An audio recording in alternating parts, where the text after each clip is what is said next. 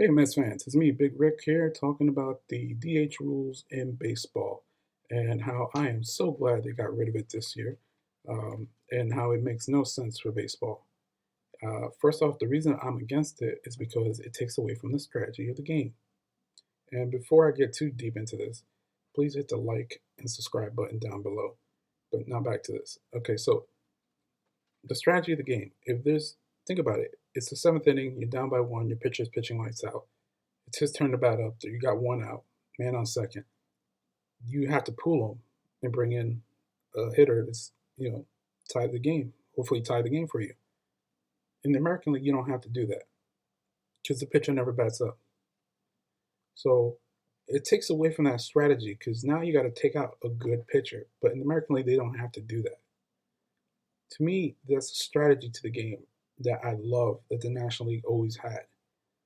But now let's take a dive into the numbers to prove how useless the DH really is. So in 2019, when the American League had the DH and the National League didn't, the league wide the batting average was 252, runs per game was 4.83, total runs was 23,467. American League batting average was 253, runs per game 4.88, total runs 11,859. National League batting average 2.51, runs per game 4.78, total runs 11,608. So altogether, that means there was a 2 point higher batting average in the American League. They scored 251 more runs and averaged about zero point 0.1 more run per game over the National League that had no DH. Now, 2020, when both leagues had DHs, league-wide the batting average was 0.245, runs per game 4.65. National League batting average was 0.246, runs per game 4.71. Those numbers were lower than the National League having no DH in 2019. In 2019, they batted 0.251. Now they're batting 0.246. There's a 5 point drop. Runs per game, they were averaging 4.78. Now it's 4.71. There's a 7 point drop. So altogether, it made no difference. They were doing better without the DH. Now you might say, "Oh well, Rick, it was a shortened season because of COVID." Okay, I'll give you it's a shortened season, but still they did better without the DH. So to me, I'm glad there is no DH. And I know a lot of Met fans are going, "Well, we would have had a DH this year.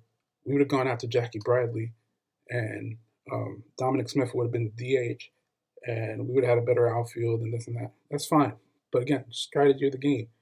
I love that part about baseball. Baseball has strategy to it, and the American League doesn't.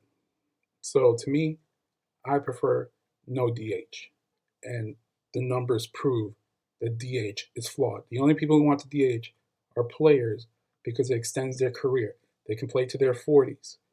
Pitchers, they love it because they don't have to bat up. They don't have to worry about pulling a hamstring or something like that while batting and running the bases. So if they're worried about getting hurt, then they shouldn't be an athlete because every sport you're taking a chance of getting hurt when you go out there. So I to me that's not an argument. You're getting paid to play, you play. If you're on the field playing defense, you better grab a bat and play offense too. That's my opinion. So in the comments down below, let me know. Do you want the DH in the National League or not? And if so, why? What's your opinion on it? And do you think 2020 was just an anomaly? Do you think if we had it in 2021, the numbers would be a lot better? Or do you think it would just be the same? Let me know below what you think.